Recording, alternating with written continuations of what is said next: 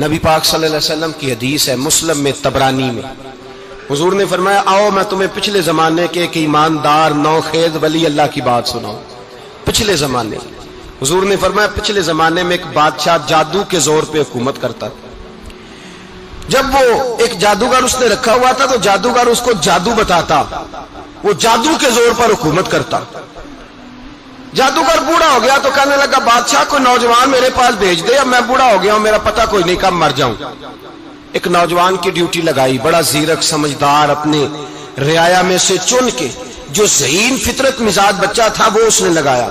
اللہ کے محبوب علیہ الصلوۃ والسلام فرماتے ہیں بچہ جادو سیکھنے لگا، وقت گزرنے لگا۔ بچہ جب جادو سیکھنے جاتا تو رستے میں ایک راہب بھی تھا جو انجیل جانتا تھا، وہ اللہ اللہ سکھاتا، لوگوں کو حضرت عیسیٰ علیہ السلام کی تعلیمات سے آگاہ کرتا۔ اس نے دیکھا کہ یہاں بھی لوگ اکٹھے ہیں تو وہ بچہ اس راہب کے پاس بھی اٹھنے بیٹھنے لگا۔ اب جب اس کے ساتھ اس کی گفتگو بڑھنے لگی تو اس کو باتوں میں لذت آنے لگی۔ اس نے راہب نے پوچھا کہ تو کون ہے اور کس طرح سے آیا ہے، کیا تیرا معاملہ ہے؟ اس نے کہا جی میں جادو سیکھنے جاتا ہوں، آپ کی باتیں مجھے بڑی اچھی لگتی ہیں۔ اس نے کہا دین سیکھ، جادو سیکھنے والے کافر ہو جاتے ہیں، قرآن و حدیث سیکھنے والوں کو اللہ کامل ایمان عطا فرماتا ہے۔ فرمایا یہ سیکھ۔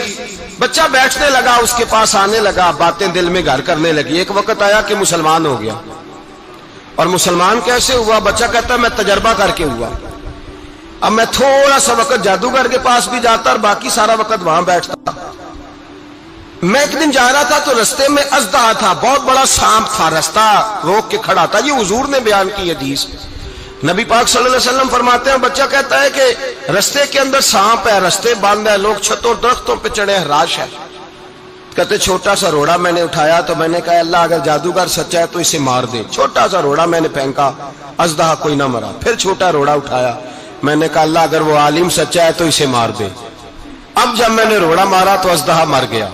میرے اندر سے گواہی آئی نہیں دین کی باتیں سچی ہیں، نہیں قرآن کی باتیں اسلام سمجھانے کے لیے عرض کر رہا ہوں، اگرچہ اس دور میں انجیل تھی، اللہ رسول کی باتیں اچھی ہیں۔ کہتے میں مسلمان ہو گیا، اب میں نے راہب کے پاس ہی رہنا شروع کر دیا، جادوگر کے پاس چھوڑ دیا اس بچے نے آنا۔ بادشاہ پوچھتا کہاں زیادہ وقت گزارتے ہو تو وہ بات گول کر دیتا۔ وقت تیزی سے بڑھنے لگا، اللہ نے اس نوجوان میں طاقت پیدا کر دی۔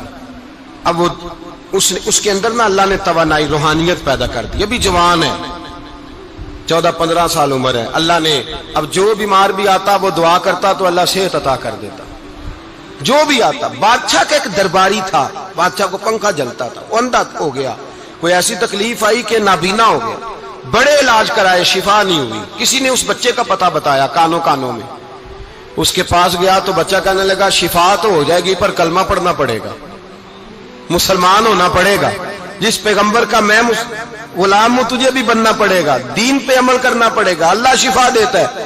اس نے کہا تو مجھے کلمہ پڑھا، مجھے شفا دے، میں تیار ہوں۔ اس نے کہا شفا تو اللہ دیتا ہے۔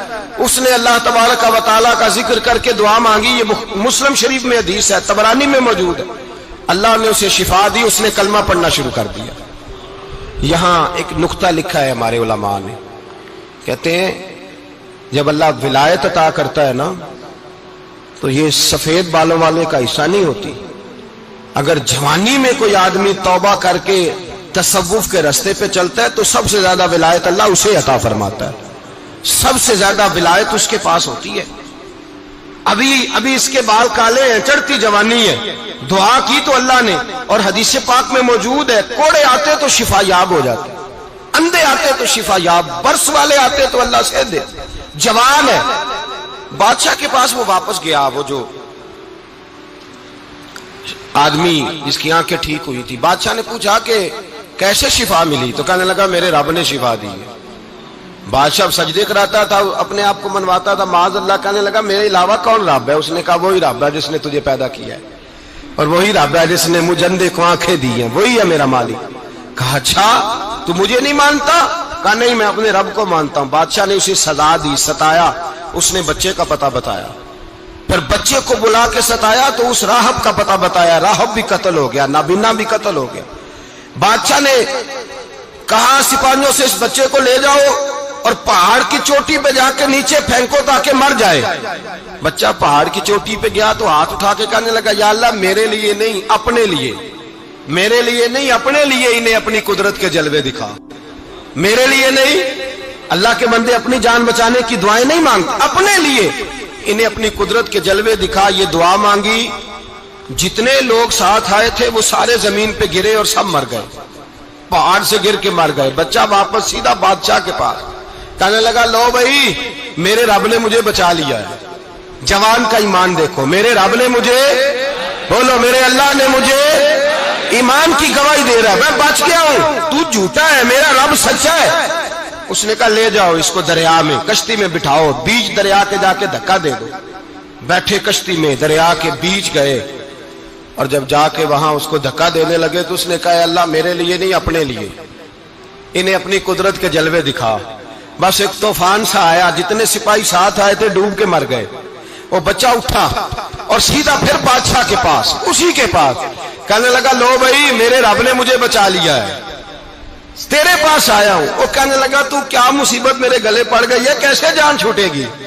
تو بچہ کہنے لگا اگر تو مجھے باندھے درخت کے ساتھ اور سارے ملک کو بلائے، لوگوں کو اکٹھا کرے، پھر تو مجھے تیر مارنا، میں تجھے بتاؤں گا کیسے مارنا ہے، میں مر جاؤں گا. اللہ کا بندہ نوجوان ایمان دیکھو، مرنے کے طریقے بتا رہا ہے، میں تجھے بتاؤں گا میں کیسے مروں گا. یہ بات کہی، بادشاہ نے سارا مجمع جمع کیا، ملک سارا باہر آ گیا، درخت کے ساتھ باندھ دیا. کہنے لگا بھائی لوگوں یہ مجھے مارنا چاہتا تھا، مار نہیں سکا، اب میں اسے بتانے لگا ہوں کہ میں کیسے مروں گا. اسے کہو جب تیر مارے تو ساتھ میرے رب کا نام بھی لے، میں اپنے رب کے نام پہ جان دوں گا، ایمان کی پختگی میں اللہ کے نام پر جان دوں گا. اسے کہو رب کے نام پہ مارے، مر جاؤں گا. بادشاہ نے اللہ کہہ کے تیر مارا، پیشانی میں لگا، بچے کی روح پرواز کر گئی. جتنا مجمع کھڑا تھا سارا کلمہ پڑھ کے مسلمان ہو گئے، سارے مسلمان ہو گئے سارے.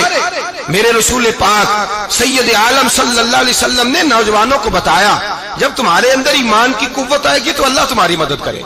فرمایا وہ نوخیز ولی تھا، ابھی جوان رانا تھا، ابھی اس کی پیشانی پر جوانی کے آثار تھے، لیکن اس نے اللہ کو راضی کیا، رب کریم کو راضی.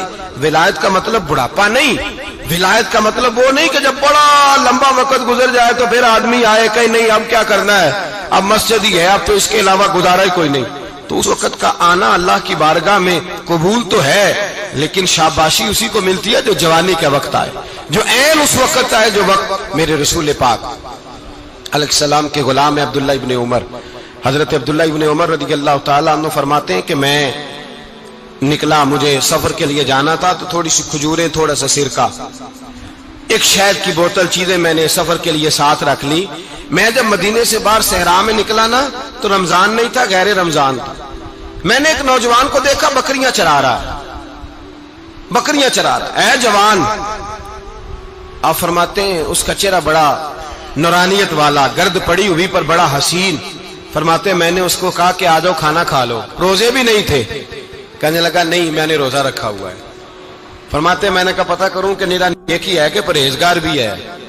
نیک وہ ہوتا ہے جو نماز پڑھے روزہ رکھے، پرہیزگار وہ ہوتا ہے جو گناہ سے بچے، وہ پرہیزگار ہوتا ہے. کہا پتہ کروں پرہیزگار بھی ہے کہ نہیں. کہتے میں قریب گیا تو میں نے جا کے اس کو کہا بھائی تیری بکریاں بڑی پیاری ہیں، میرا دل کرتا ہے ایک بکری مجھے دے دو. کہتے وہ جوان، غربت بھی، پریشانی بھی، پر دامان توکل کی یہ خوبی ہے کہ اس پر پابند لگے ہوتے ہیں، دھبے نہیں ہوتے. غربت ہے. کہا جناب ایک بکری دے دو. آنے لگا جناب بکریاں میری نہیں، بکریوں کا مالک کوئی اور ہے. کہتے میں نے آزمانے کے لیے کہا کہ بکریوں کے مالک کو کہنا ایک بکری بھیڑیا لے گیا ہے، کہہ دینا بھیڑیا لے گیا ہے. تو کہتے اس نے میری طرف دیکھا، گرد سے اس کے بال لٹے ہوئے، آنکھوں میں روشنی، چہرے پہ اطمینان، لب و لہجے میں ایمان کی طاقت. نوجوان کہنے لگا حضور بکریوں کے مالک کو تو کہہ دوں گا بھیڑیا لے گیا ہے، جب عرش کا مالک پوچھے گا تو کیا جواب دوں گا، اللہ کو کیا جواب دوں گا. کہتے ہیں میں کانپنے لگا اس کی بات سن کے. واپس آیا، جو کام نکلا تھا وہ چھوڑا، واپس لوٹ آیا. میں نے پتہ کیا کس کا غلام ہے، پتہ چلا فلاں آدمی کا ہے. کہتے میں نے پہلے غلام خریدا، پھر پتہ کیا تیرے پاس بکریاں کتنی ہیں، اس نے کہا 400. کہتے میں نے مالک سے ساری بکریاں خریدی، پھر غلام کو بلایا، پھر وہ بکریاں تحفے میں دی، تحفے میں۔ کہنے لگا حضور یہ سارا کچھ مجھے کیسے ملا؟ میں نے کہا تیرا ایمان بڑا پختہ تھا تو میرے رب نے تجھے انعام عطا فرمایا۔